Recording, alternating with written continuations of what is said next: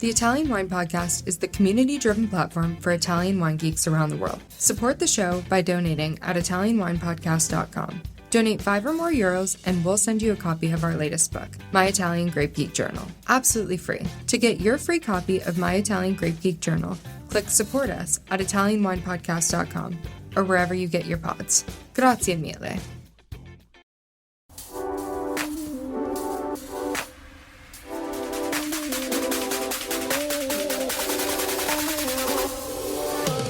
Welcome to another episode of On the Road Edition, hosted by Stevie Kim. Each week, she travels to incredible wine destinations, interviewing some of the Italian wine scene's most interesting personalities, talking about wines, the foods, as well as the incredible travel destinations. Hello, my name's Stevie Kim and welcome back to Italian Wine Podcast On the Road Edition. And you know what that means? That means that this episode will be broadcasted through our YouTube channel, Mama Jumbo Shrimp. So if you haven't subscribed, please push the subscribe button here. And if you'd like to give a thumbs up, even better. So we are moving now from Barolo to Barbaresco. And today we're here with the Commander-in-Chief, Aldo Vacca of Produttori del Barbaresco. I'm so excited because it is by far one of our favorite co-ops in Italy in terms of wine companies. And it is very particular. So it is a co-op, and I'm going to have Aldo just give us a skinny history of what Produttori del Barbaresco is. Yes, thank you, Stevie. So the winery, the cooperative, was founded in 1958 by the local priest. There's always a local priest. Exactly.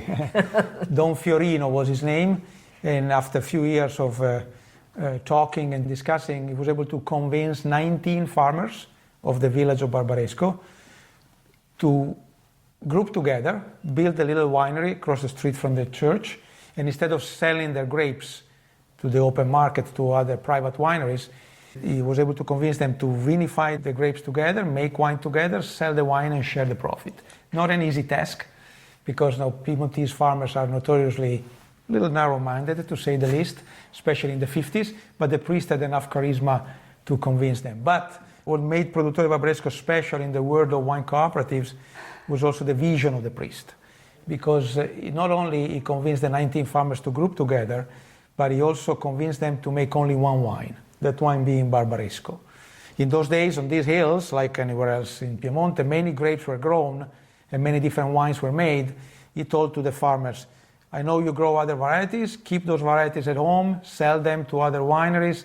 Here, to the Produttori del Barbaresco winery in the center of the village, you bring only the Nebbiolo grapes, because here we're going to make only Barbaresco. We have to bring Barbaresco back where it belongs, side by side with Barolo.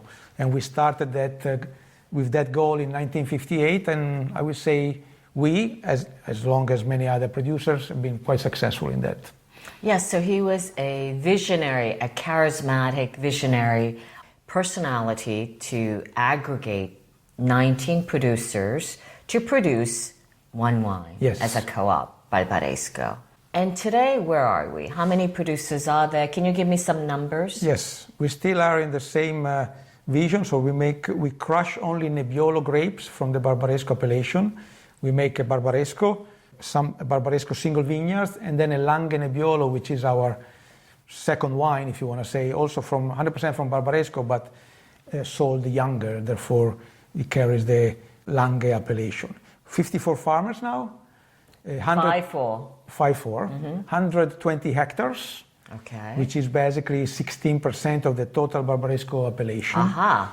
And we make about 650,000 bottles every year, divided among these three wines. And the production has been relatively stable in the last 10 years, but has been steadily growing through the 90s and the first part of the new millennium, because our farmers, every time an old vineyard of Dolcetto, Barbera, Moscato needs to be replanted, these days they tend to plant Nebbiolo. Nebbiolo is the fastest growing grape variety in the Langhe, in Piemonte, if we want to say so. It's Barbaresco and Barolo are in high demand, so there's a good market for those wines. And also the new climate, warmer climate, allows to plant Nebbiolo in vineyards where in the old days were considered too cold, like the east exposed vineyards, the northwest exposed vineyards. Now they can produce very good quality. So the production of Barbaresco, the production of Barolo, and Langhe Nebbiolo has been steadily growing through the years. We are now at 650,000 bottles. Okay, in total. Yes. Between Barbaresco, Langhe, yes. and Barbaresco Reserva. We make the cruise. The cruise, yeah. We make 9 single vineyards, 9 cruise. They're all sold with the white label, and they're all sold under the Reserva program. So we make 9 Barbaresco Reserva single vineyards. Together they count for 25-30% of the total production of the winery. Another 20-25% is the Langhe Nebbiolo, the young wine that we make for earlier consumption, from young vines mainly. And then the bulk of the production, 50-55%, is the Barbaresco that we make by blending Nebbiolo grapes from different vineyards in the Barbaresco appellation. Are you enjoying this podcast? Don't forget to visit our YouTube channel, Mama Jumbo Shrimp, for fascinating videos covering Stevie Kim and her travels across Italy and beyond, meeting winemakers, eating local foods, and taking in the scenery. Now, back to the show.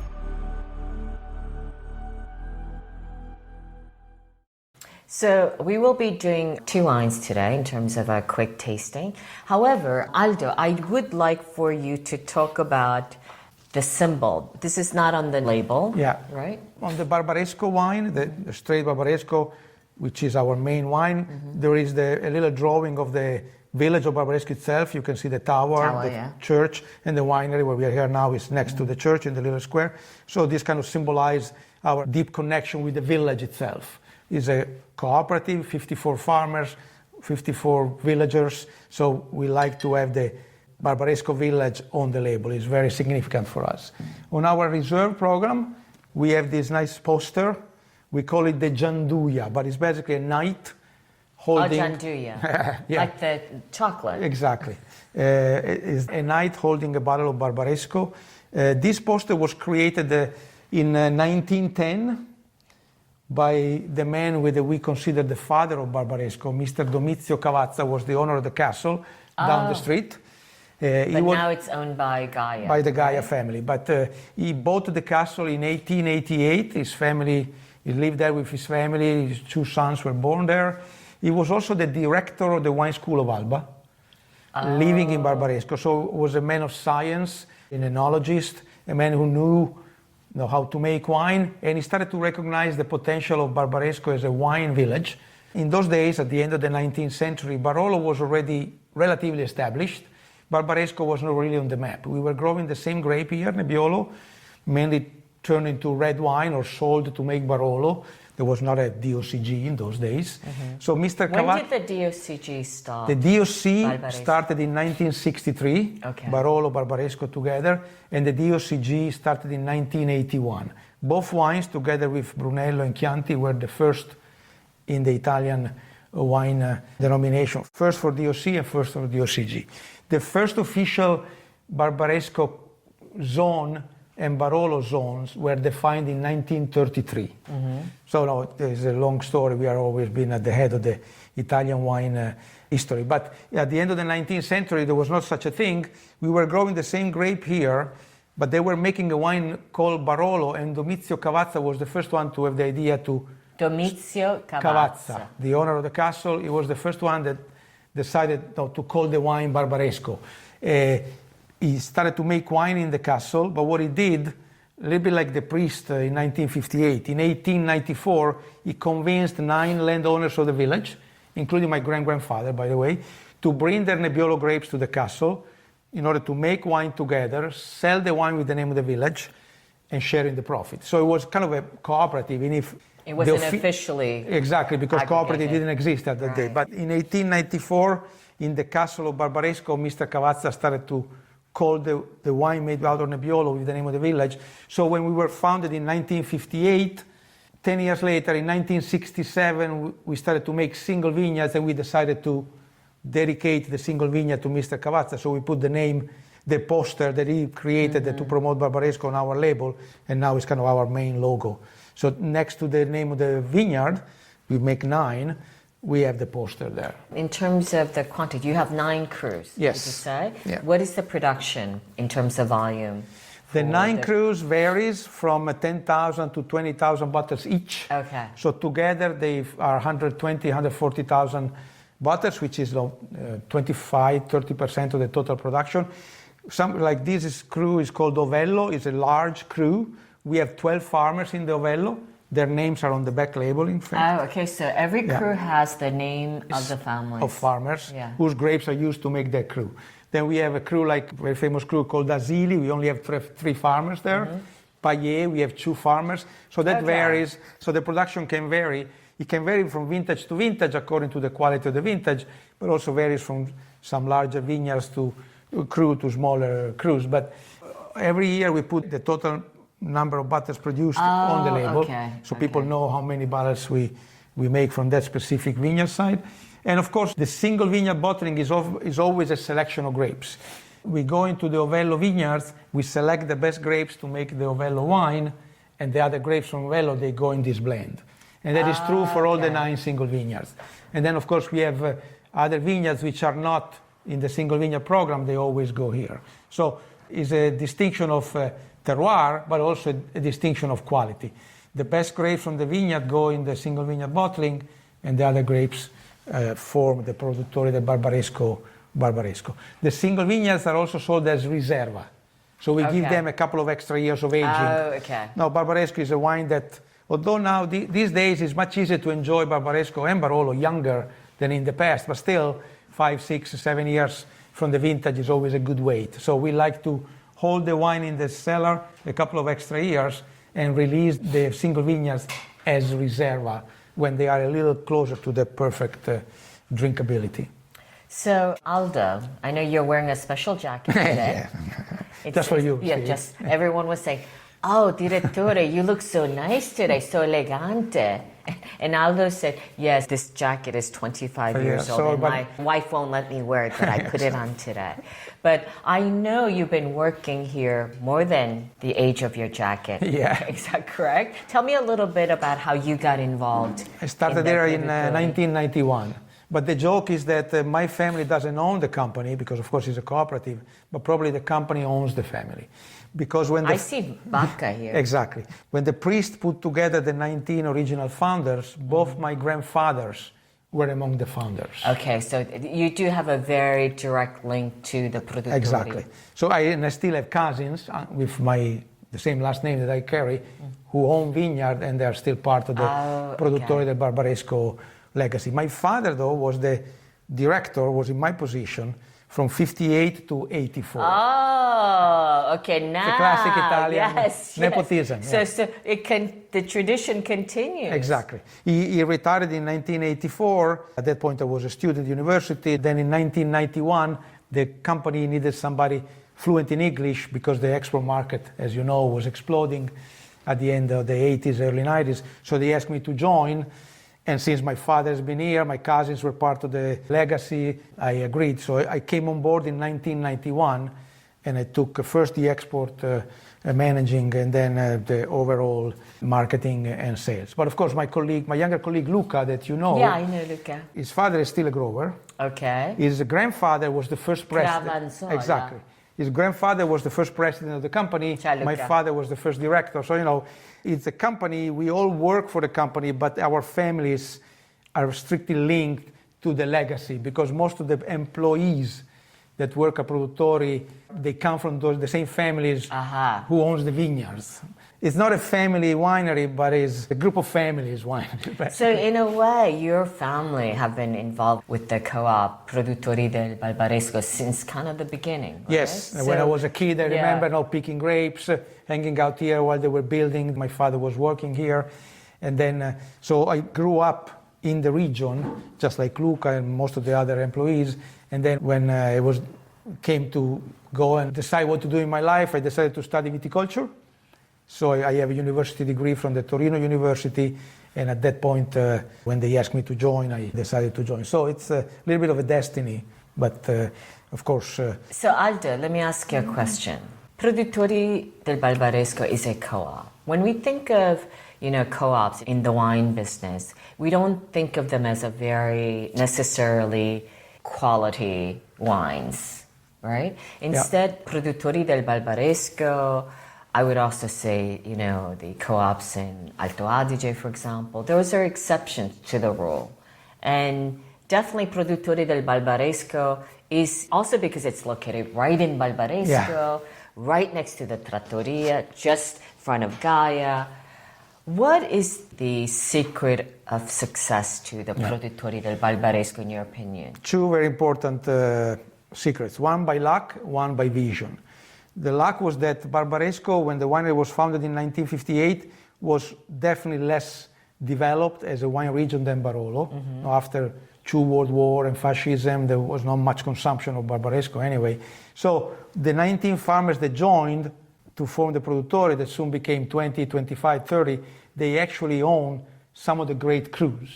So we are probably the only, if not one of the very few wine cooperatives that can claim control on Grand Crus, on a lot of the top vineyards of the region. And of course, when you work with good terroir, that's always a good start. When you go to France, most of the cooperatives handle the village wine, and the Grand Crus are private families. In Barbaresco, it's not like that. So we were lucky in that the fact that Barbaresco was less developed was a lucky start for us. And then the priest, Don Fiorino, that funded the winery, he had this goal to bring Barbaresco back side by side with Barolo, where it deserved to be. And so he told to the farmers that joined, I know you guys grow many other grapes, because that's a tradition in the region, Barbera, Dolcetto, Moscato, Arneis. Those grapes, you keep it home.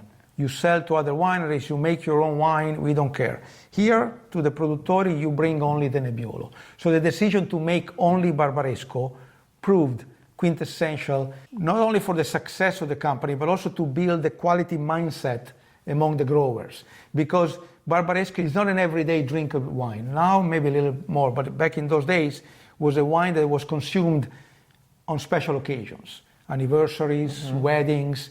In those special occasions, was a second choice to Barolo. So to decide, for a winery to decide to make only Barbaresco, it was business-wise a little bit of a suicide. But if you decide to make only Barbaresco, you make only one wine and kind of a specialty wine, you gotta make it good. You don't have the low-end market. And so that put our farmers a little ahead of the general farmers thinking of the region. It was always clear to us that in order to be successful, we needed to make a good, high quality for a fair price. And that's pretty much our standards these days. If you make a more generic wine, you can sell it to the low-end market, you can make it fancy, but Barbaresco is really, confined in the high end, and so we confined ourselves in the high end. And that was very important. Then, of course, when the market exploded in the 80s, in the 90s, we were already quite established. You were positioned. And our reputation only grew higher and higher. Yeah, I believe, I don't know, correct me if I'm wrong, but I do believe you're the only co-op producing one grape and specialized in, Exactly. In this region, we are the only winery making only one, vinifying only one grape. Because again, in Piemonte, the tradition is to grow many varieties and usually not to blend them. Maybe if you go to other areas, for example, Gavi, Gavi is an area that is very specialized. So you may find a winery that makes only Gavi. But in the Langhe, Barolo, Barbaresco, we are definitely the only one that took this crazy decision back in the 50s to make only Barbaresco. You were a visionary, and it was risky. It was risky. Right? It was a calculated risk. But the priest that was really much into it. It was the priest. It was the priest, definitely. Because, in Alto Adige, I make always comparison in terms of quality wine, in terms of co-ops. They produce 38 labels. That's kind of the classic. And you are the extreme opposite of that in terms of the strategy. Also, keeping it simple is also a good way to reduce the mistakes at the minimum. You keep it simple, you go straight forward, classic, and you stay where you are. But the first 2-3 decades were tough. Because again, Barbaresco was not easy. And when you have a bad vintage for Nebbiolo, a lot of rain, fog, then you have to deal with these not so good quality grapes. You don't have a young white wine to sell instead. So it was tough, but that's also one of the reasons that built this quality mindset of people. Our farmers knew that green harvest is important. They knew that if they have different quality in different plots, they deliver those at the wine at a different time. We make sure that the high quality vineyard doesn't get mixed with the low quality vineyard. So everything is done very precisely. The priest also, since the beginning, they applied the quality payment, which is something that now everybody does. Okay. But the farmers, since 1958, they're paid according to the quality they deliver. Of course, How do you measure quality? From 58 to 98, we measured sugar. Okay. Higher sugar, yeah, exactly. more money per kilo. That was the traditional way of... Yeah, since 98, we measure sugar, color, and phenolic ripeness, which is the tannins. Right, tannins. So we have a system that for every load that comes to the winery, we crush, check sugar, color, and tannin, and only at that point we send the juice downstairs for the fermentation. Okay. But according to those three numbers, which can be balanced in a different way. Color, tannin, and sugar. Yeah, if you have a very hot vintage, like it's quite normal now, sugar is high for everybody, so we give more importance to color and tannin in the balance of the payment. If it's a cool vintage, it may be the other way around. But the farmers know that the better quality they deliver, more money per kilo they're going to make. Yeah, because in the past, sugar was king, right? Yeah, exactly. You needed sugar. Honestly, the first vintage where we all of a sudden sugar was good everywhere was 97. Prior to that, it was problematic. Sugar was never too much. Actually, sugar was never enough. You probably remember 1982, great vintage in the Langhe.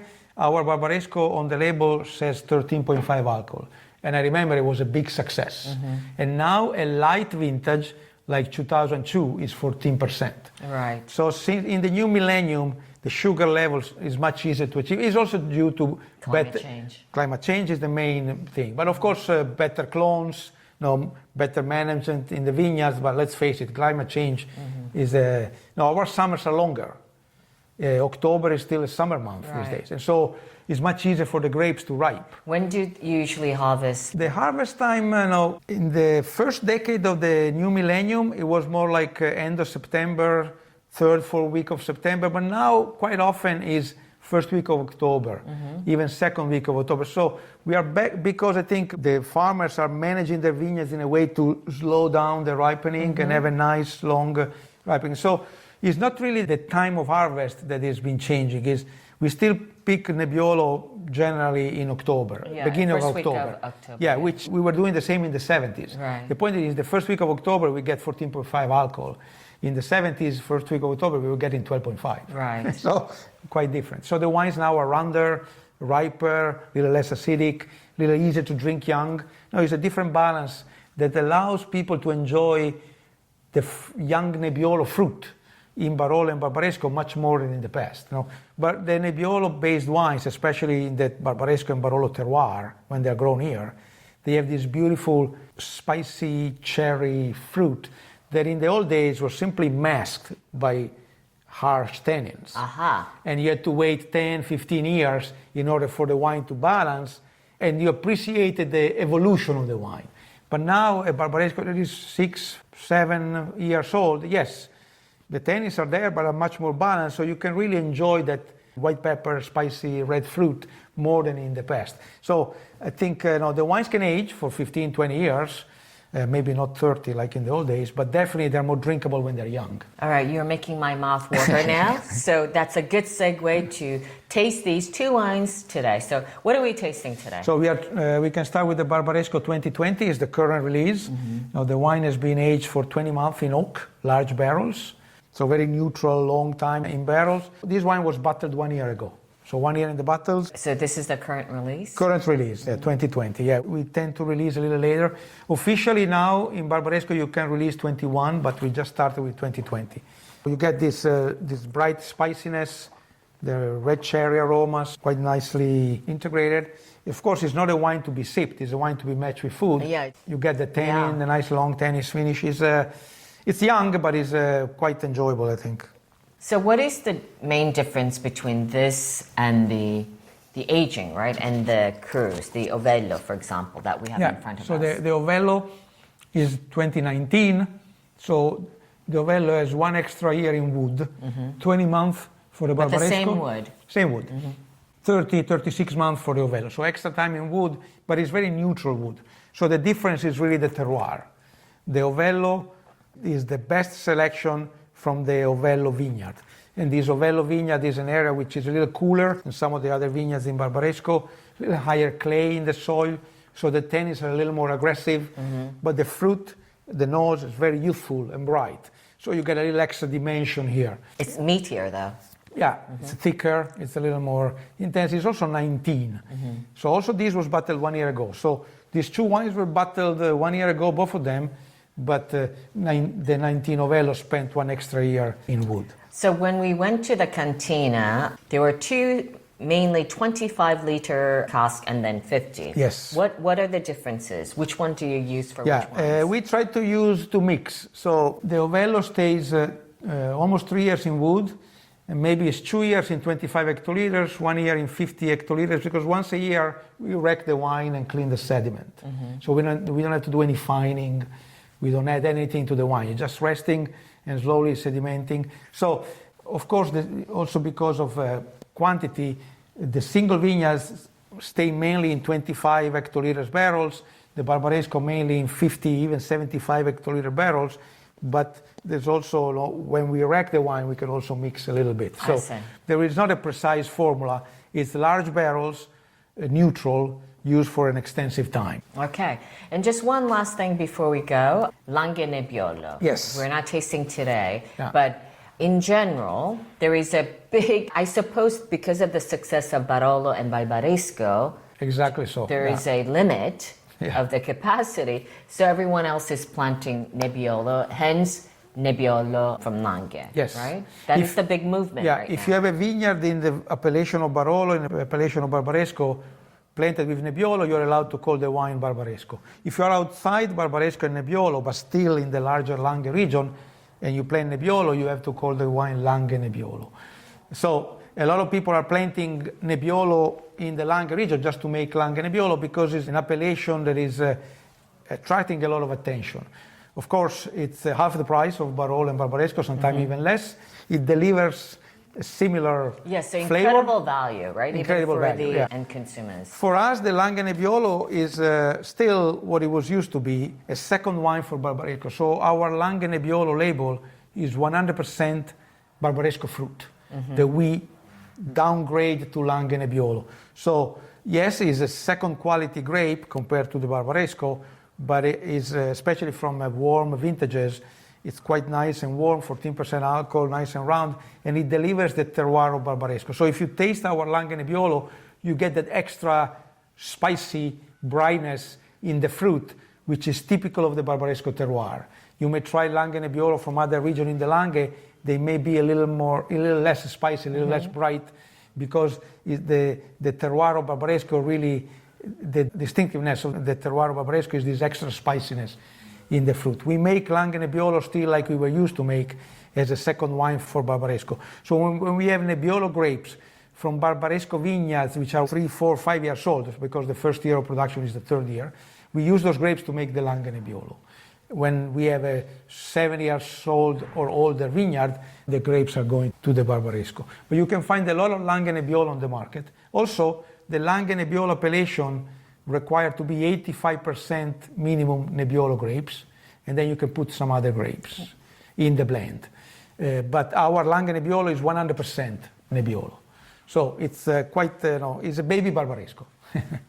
Okay, so Langhe Nebbiolo, I like it. Baby Barbaresco. For those who can't afford a Barbaresco or Barolo, try the baby Barbaresco. For those who want to start to understand it, then they can move up. I think it's an absolutely first approach, accessible, and I highly recommend it, and so does Aldo. So with that, it's a wrap for today. We'll have to come back and study more. There's so much to study in Barbaresco, but today was our first time coming to Barbaresco for our audience. And that is it. It's a wrap. Cheers. Thank you, guys. Chin Thank you, Stevie. with Italian wine people. Until next time. Ciao ragazzi. Ciao.